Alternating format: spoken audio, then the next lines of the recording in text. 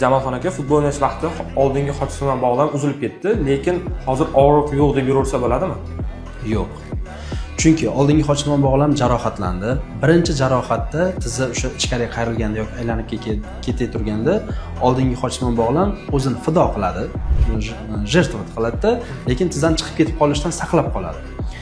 To'g'ri, birinchi travmadan keyin где-то 1 oy 2 oy bemor damini oladigan bo'lsa, artezda yuradigan bo'lsa, og'riq yo'qoladi, shishlar ham yo'qoladi va xuddi hech narsa bo'lmagandek bo'ladi va bu aldamchi holat. Bemor yana bir marta stadionga tushadigan bo'lsa, yana bir marta o'sha harakatni qiladigan bo'lsa, bu safar endi uni himoya qilib qoladigan, oyoq qayrilib ketib qolganda oldingi xochsimon bog'lam yo'q. Endigi safar tizza yonga qarab chiqib ketganda yoki aylanib ketib qolganda, o'sha anterolateral svyazkalar, bokovoy svyazkalar va menisklarni hammasini yirtib olib chiqib ketadi. Shuni hisobdan o'sha ikkilanchi va uchinchi marta chiqqanida bemorda o'sha asorat yuzaga keladi.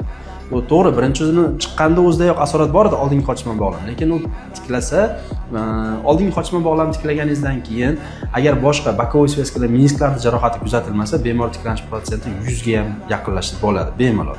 Lekin bemor o'sha anterolateral svyazkalar, menisklar, bokovoy svyazkalar, oldingi xochsimon bog'lam hammasini sochib keladigan bo'lsa, uni tiklanishi juda ham uzoq vaqt talab qiladi va ko'ngildagidek bo'lmasligi ham mumkin. Shuning uchun ham iloji boricha oldingi xochsimon bog'lam jarohatlanganda birinchisidayoq tezda travmatolog ortopedga murojaat qilish kerak.